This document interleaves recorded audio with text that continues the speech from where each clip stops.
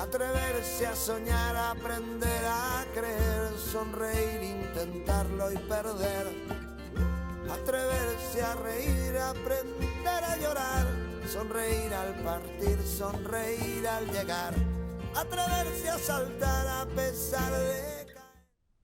¿Qué tal? ¿Cómo están? Sean todos bienvenidos a un espacio que hoy vamos a dedicar monográficamente a una mujer que es una todoterreno, porque hay que ver, es actriz, es guionista, es directora, hace cortos, hace largos, se mete en el teatro, en fin, es la caña, porque no se puede decir de otra manera. Ella es Lucía Álvarez. Lucía, bienvenida. Hola, hola. De verdad, yo no sé si tú cuando naciste, no sé qué decías, de mayor quiero ser, eso que te preguntan, ¿no? Que te obligan de mayor quería ser arquitecta.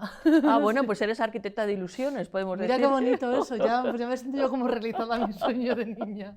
Fíjate, me lo quedo. Arquitecta, qué fuerte. Sí, bueno, mi padre era aparejador, entonces quería un poco como seguir su estela, pero no el mundo del ver en 3D y de la situación espacial y tal, no me vino dado de fábrica. Eres actriz de formación y luego has ido como ampliando, ¿no?, ese recorrido por la necesidad, es mi interpretación, ahora tú me dirás si es así o no, que tienes de contar historias. Sí, es un poco así. El otro día recordaba a Emma Cohen, que yo trabajé con ella muchos años, hace ya tiempo, hace bastantes años, y ella siempre quería que escribiera y que dirigiera. De hecho, con ella hice bastantes ayudantías de dirección. Sí. Y yo, en esa época que yo era muy joven, yo soy actriz y solo soy actriz. Y no quiero ser nada más que actriz. Y ella me decía, estás muy equivocada porque tienes un potencial que puedes desarrollar y te va a enriquecer mucho como actriz. O sea, porque ella te lo veía. Sí, es que yo trabajé con ella mano a mano muchos años. Claro. Y ella sí que lo hacía todo y lo hacía todo bien. Y al principio yo me negué, sí que me obligó a escribir alguna conferencia que tuve que dar, sí que me obligó a hacer, comillas, ahí ante dirección. Pero yo estaba como muy empeñada en pero yo lo que soy es actriz. Y con el tiempo aprendí que hay muchas maneras de contar historias y que lo importante es lo que quieres contar, ¿no? Y que es verdad que te enriquece. Bueno, nos seguimos por redes sociales y entonces hace muchos años. Tú muestras tus sentimientos, tus alegrías, tus penas y tus añoranzas, ¿no? Y como eres gallega, ¿no? Pues eso de la saudade y todas estas cosas. La morriña. Y desde luego hay un hilo conductor y una reivindicación permanente sobre una figura como es Almudena Grandes. Absolutamente.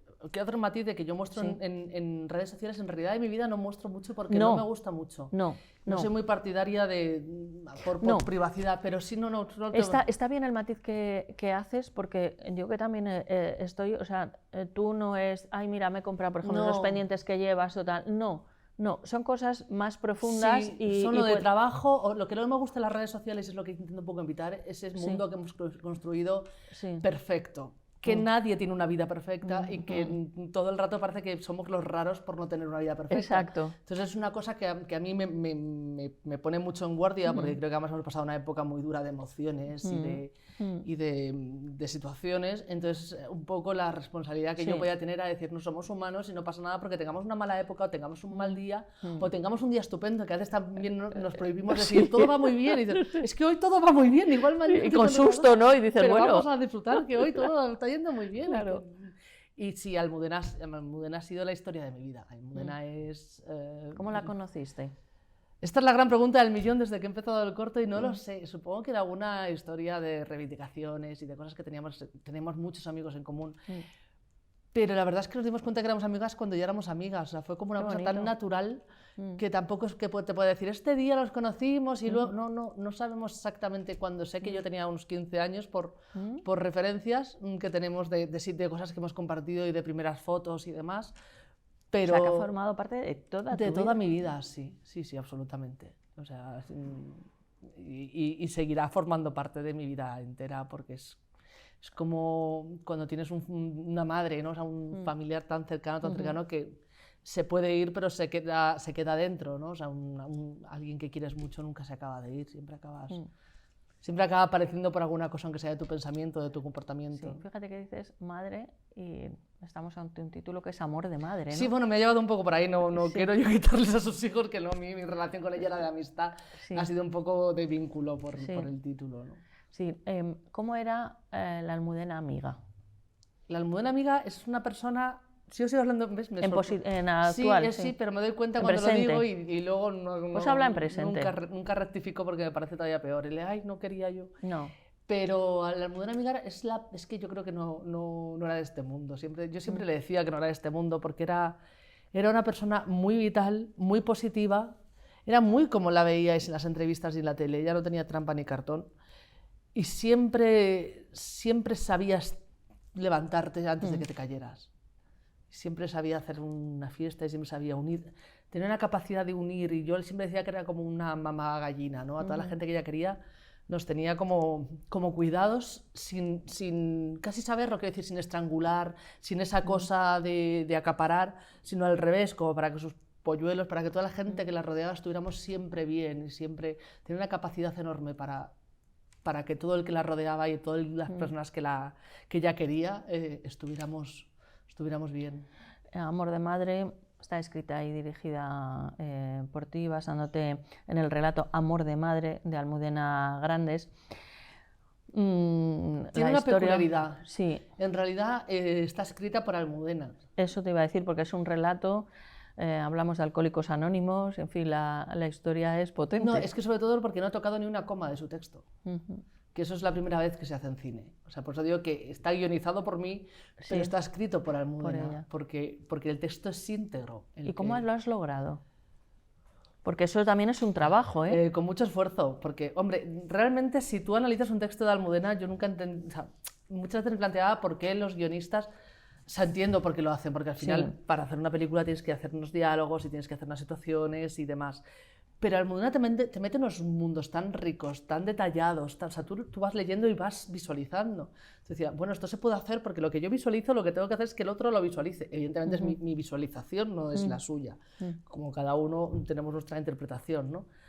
Pero bueno, pues me puse ese reto y lo hablé con la actriz, con la protagonista, que para ella era también mucho más reto, porque no podía cambiar ni una coma, y entonces es un texto bastante complicado porque va yendo y viniendo, tiene un montón de apoyaturas, que son las que usamos para hablar normalmente. Este personaje tiene como 3 o 4 apoyaturas fuertes que las va cambiando. Y se lo aprendió todo en un tiempo récord y de una manera absolutamente apabullante. Es el primer día que llegó y dijo, me lo sé un poquito, y lo soltó de cabo a rabo sin Esperanza Felipe, que es absolutamente maravillosa. Yo creo que este trabajo es diferente a los que ha hecho hasta ahora y creo que va a sorprender mucho y para bien.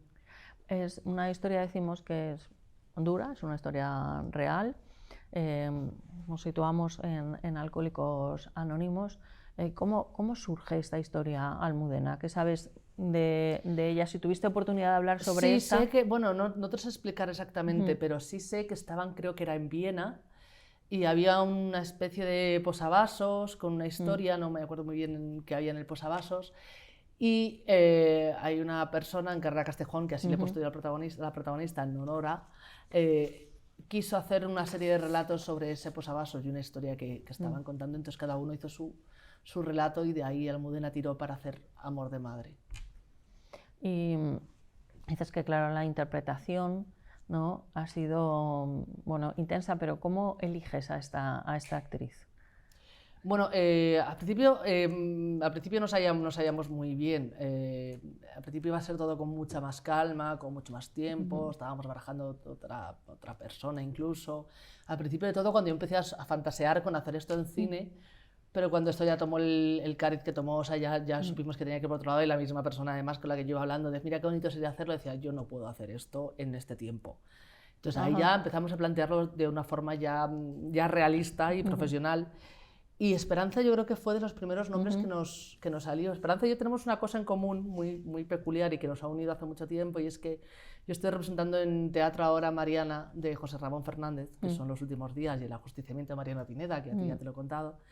Y la única persona que lo ha hecho en España ha sido Esperanza Lippe hace 30 años cuando escribió el texto. Entonces, casualmente o causalmente tenemos ahí un vínculo muy potente porque es una función que te marca mucho y que no es como otros textos que los hace... No, esta función es muy especial y a las dos que lo hemos hecho nos ha marcado. Y entonces ahí teníamos como un vínculo de vas a hacer este reto, yo lo hice y cómo lo hiciste, ¿no? Teníamos ahí como una conexión muy especial. Y Esperanza a mí me parecía fantástica porque creo que que es de las mejores actrices de este país. Lo que pasa es que la hemos visto más en comedia, sin denostar a la comedia, porque me parece muy difícil hacer comedia, muchas veces más que hacer drama, pero no sé por qué, como que nos como impacta es un cliché, más ¿verdad? cuando vemos a alguien en un drama, y no, pero ella tiene una capacidad de creación y de trabajo y de buen rollo que yo he visto muy poquita gente. O sea, yo es que la veía, digo, es que vamos, no entiendo cómo no te llama todo el mundo para hacer todo, porque además es muy versátil, absolutamente versátil. Entonces, vamos, ha sido vamos, me la quedo ya para todo lo que haga, vamos, siempre que encaje físicamente, porque a veces no puedes, no por edad o por tal, pero yo siempre que me encaje, ya le he dicho, digo, yo todo lo que haga te quiero a mi lado. Y dice, pues yo a ti también. Digo, pues ala, ya no somos...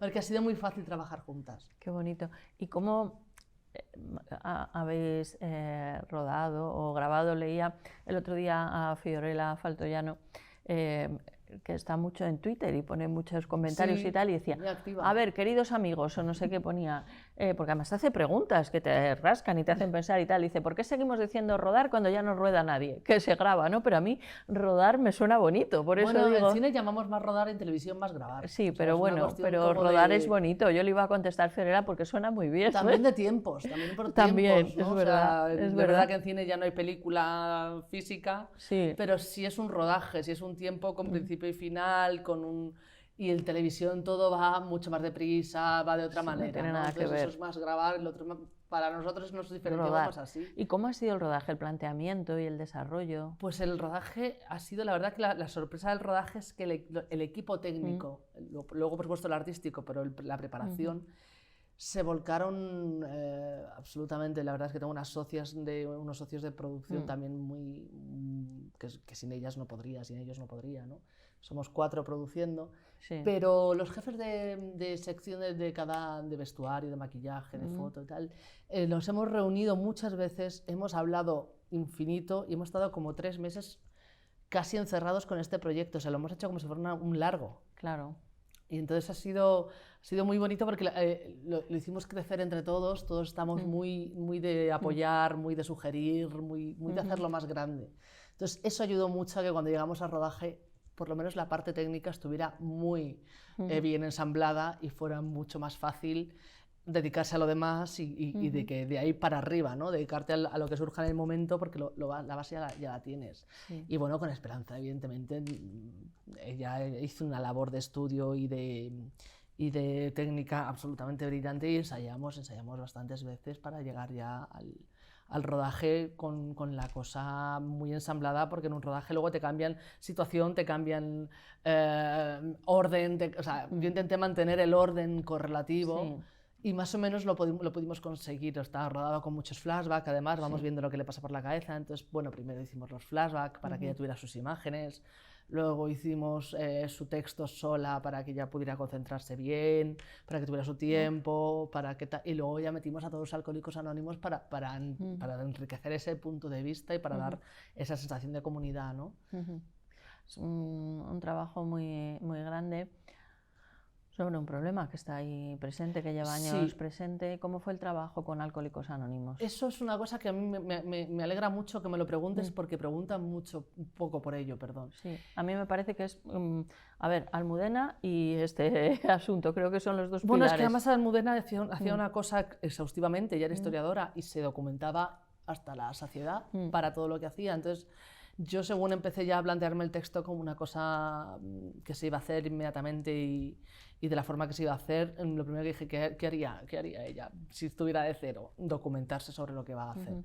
Entonces tuve mucha suerte porque di con un grupo de Alcohólicos Anónimos que lo regentan, bueno, no voy a dar el nombre porque son anónimos. Sí, son anónimos. Pero bueno, que están en Madrid, que están en el centro, y la verdad es que fueron absolutamente generosos.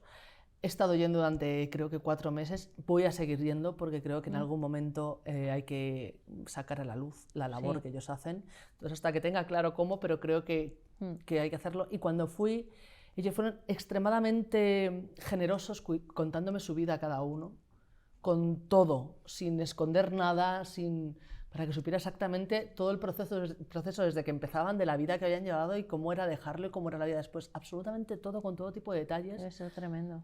Fue tremendo, pero fue también un shock, y fue un shock que además repetí Esperanza vino conmigo algunas veces. Y ella iba al principio como un poco yo, ¿no? Un poco trámite de a ver cómo funciona esto y tal. Yo cuando fui la primera vez dije, esto me ha dado la vuelta a la cabeza, yo voy a seguir viniendo aquí todas las veces que me admitáis.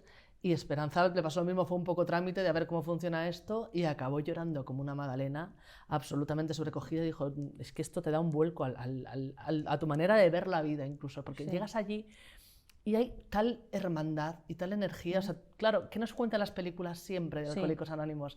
Que son unas personas viciosas, es lo primero que se nos ocurre, la palabra vicio.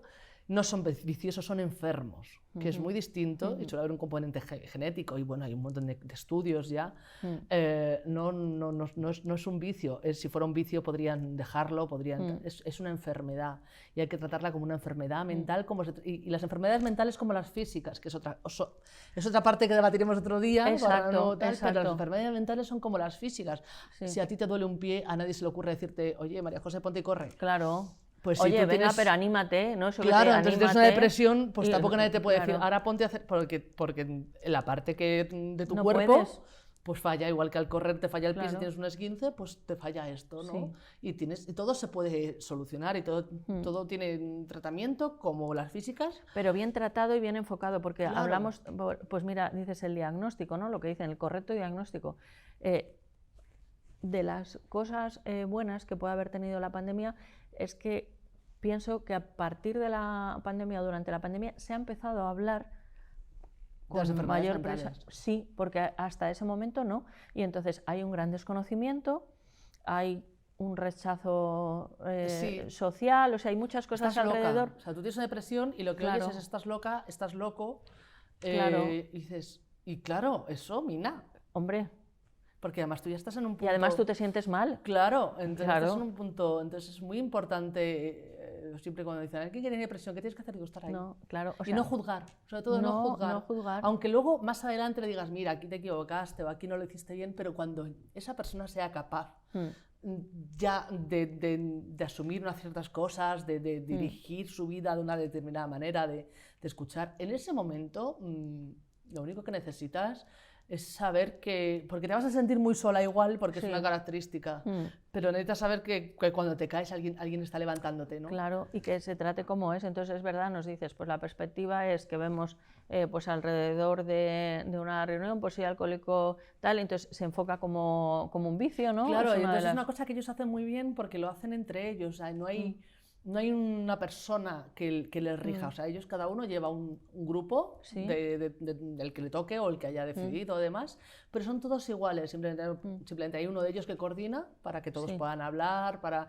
si vienen nuevos saber un poco por dónde enfocarles, que a mí me llaman como el imán porque cada vez que voy viene uno nuevo, dicen, esto es rarísimo, digo, pues me alegro mucho, porque eso, claro, ellos decían que a ellos mismos también les cuesta mucho reconocer, soy alcohólico, tengo un problema. Lógico, ese es un paso muy gordo. Que yo decía, claro, es que ¿cuál es el límite? ¿No? Esto hablábamos mucho, ¿cuál es el límite de bebo mucho a soy un alcohólico? Y sí, si te cuentan límites que dices, vale, o sea, que ves a gente que dices, ¿estás en alcohólica porque se toma?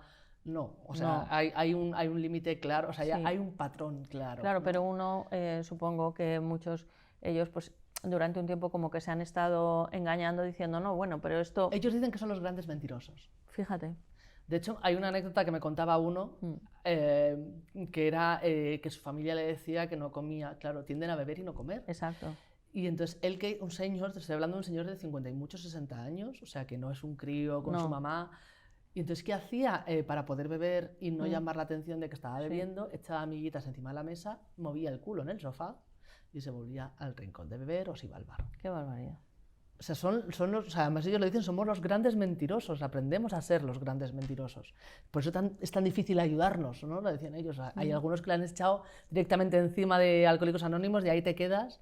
Pero es que, claro, es una decisión que es lo que decían, tienes que también tomarla tú porque no es fácil. No es fácil. Luego también hablan mucho de un clic, ¿no? Casi todos hablan de que la primera vez que probaron el alcohol, su cabeza hizo un clic y les dio un relax y dijeron, esto es. Vale. Lo hablan casi todos y hay uno que me lo dijo, mira, nunca lo había oído. Yo tampoco y la gente que ha ido viniendo nueva y ha ido conociendo a distintas personas, todas coinciden en ese clic. Y el ejemplo que pongo siempre es de uno de los señores más mayores que que iba más veces, que fue el día de su comunión.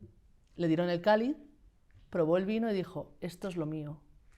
Y ese Caray. mismo día, a la limonada de su madre, el que le daba a su madre, él le echaba aguardiente. Qué barbaridad. O sea, fue probarlo y decir, qué paz, o sea, como una paz interior. Historia. O sea, que tenemos mucho desconocimiento sobre ellos. O sea, que Total, o sea, que te ha llevado de alguna manera, o no de alguna manera, te ha llevado directamente a Almudena Grandes, a todo este... Sí, eso ha sido a través como un del regalo amor que de me ha madre. dejado, sí.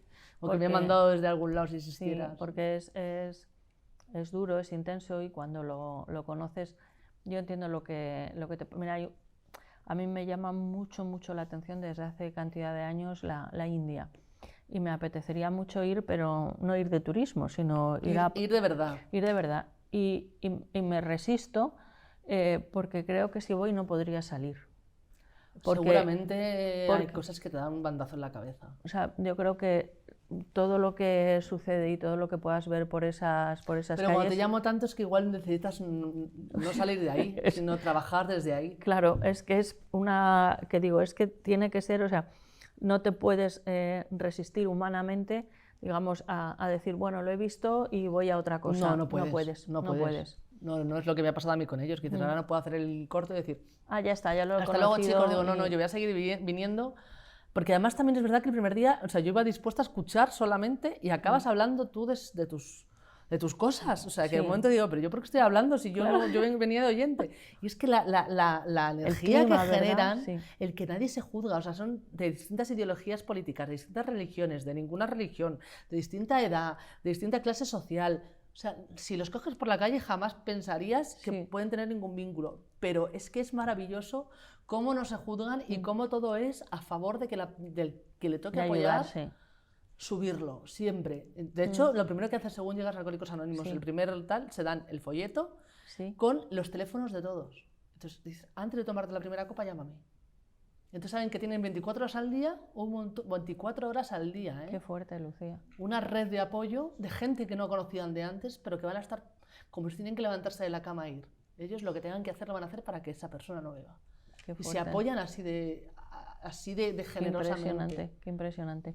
Bueno, Amor de Madre es un corto que fíjate a dónde nos ha llevado.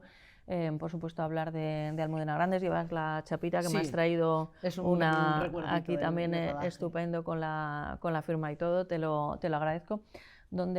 ¿Cómo se está moviendo? ¿Por dónde se Estamos puede montando mover? de momento. Estáis en proceso de Sí, montaje. estamos en proceso de montaje. Ah. Esperemos que Entonces estemos- tenemos casi una primicia, digamos. Sí, no, sin casi. Sin creo que casi. es la primera entrevista. Qué sí. bien. ¿Qué hago? Estamos en fase de montaje, lo queremos, en teoría, si todo va Sí. bien, se estrenará en otoño.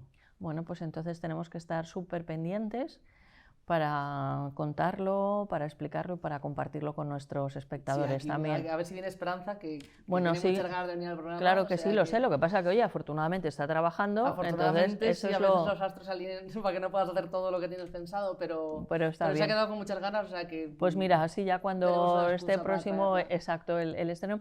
Y además del corto, como si esto fuera poco, ¿en qué jaleos andas metido? Pues ando metida en bastantes jaleos. O sea, estoy con Amanezca, que a ti ya te lo vine a contar, sigue de festivales. O sea, Qué ya bueno. llevamos año y medio, casi 2 de festivales. Está acabando el recorrido, pero bueno, de momento lo siguen nominando, le Sí. siguen dando premios, con lo cual hasta Fenomenal. que se acabe el recorrido se quedará ahí. Y luego, bueno, en el Festival de Orense voy a la sección oficial con una película documental que he dirigido yo, que el guión es de José Ramón Fernández, este guión no es mío. Y además me hace especial ilusión porque se sitúa en mi pueblo y es una España de hace 2000 años antes de Cristo. La llaman la Excalibur gallega porque apareció en una roca clavada, ¿Qué me dices? tal cual, apareció en una roca clavada en un castro Sí. y el tiempo la roca la fue tapando. Entonces no la vieron, pero como somos poco brutos también a veces, Sí. para hacer la carretera reventaron el castro. Ay, Dios mío. Sí, por eso digo que trae una cosa buena, pero viene de una cosa mala. Y entonces lo reventaron a Penela las Pastoras, se llamaba. Sí. Y saltó la espada por espada? los aires y saltó un botín, Sí, con sus aros, sus joyas, su tal. Estaba ahí un tesoro que en esa época eran tesoros, ¿no? El tesoro, hay gente viva todavía que lo recuerda, que te dice unos aretes negros, unos brazaletes con no sé, o sea, todavía te lo saben describir, pero nadie sabe dónde acabó Yo creo que de una parte y de otra se fueron cogiendo partes, porque es que además es una cosa que preguntas y -2 que te dicen sí que lo vi o sí que sé que existió. Nadie sabe nada. Casualmente nadie sabe nada. Eso llama también la atención cuando en España con tantos castillos y ves que el castillo le quedan 2 piedras, pero todas las casas del pueblo están hechas con piedras casualmente como las del castillo, ¿no? Pero nadie ha Entonces, sido. Nadie ha sido. Pues esto ha sido un poco igual y además la espada se la llevó el contratista de la... O sea, que no existe físicamente. Existe porque hay una señora que es Nemesia Blanco, que tiene actualmente 90 años, Sí. Que era maestra, que en esa época no era muy habitual, Sí. y su casa de ahora está muy cerca de donde pasó esto. Sí. Entonces ella lo supo y ella que pensó, dice, bueno, La Región, que era entonces el único periódico que había en la zona y que leían los maestros y que era el que más, no todo el mundo leía, todo el mundo compraba el periódico, pero era el que más tirón tenía, dijo, pues voy a poner un anuncio aquí de que han robado una espada en tales circunstancias y tal, y ella pensando para que la devuelva sin tener que hacer dice que la deje por ahí. Claro. Claro, ella era un poco la que tenía conciencia de que esto podía ser una cosa importante y que una persona en su casa con eso no hacía nada, sino que... Y entonces es verdad que el contratista la devolvió, ella no sabe cómo ni cuándo, por lo que yo he averiguado la devolvió a cambio de un montón de piedra gratis. Pero el caso es que la espada existe y la espada está ahora mismo en el Museo Arqueológico de Orense. Bueno, Lucía, qué historia más apasionante, de verdad. No, y lo que hay en medio ya lo descubriréis, pero hay ¿Y cómo mucho se de la llama el civilización documental? A Espada de Mouruas. Ah, qué bonito. Que es donde la descubrieron. Qué bonito. Bueno, pues tenemos que terminar, nos da pena porque esto nos ha pasado corriendo. Pero vamos, de verdad, que muchas gracias por todo siempre, María José. A ti y mucho éxito con este Amor de Madre y con ese documental que nos ha dejado aquí apasionados, que pensamos que tenemos que ir tan lejos y tenemos las historias tan cerquitas, ¿verdad? Sí. Sí, además esto marca mucho la historia de Europa, o sea que es muy importante. Bueno, pues estaremos atentos, pues hasta pronto. Hasta pronto. Y a todos ustedes, pues agradecerles que nos hayan acompañado durante este tiempo y si me lo permiten una última recomendación, es que sean ustedes malos, pero que puestos a ser malos, que no sean un poquito malos, sino que sean muy, pero que muy malos, porque dicen los que entienden de esto que es divertidísimo.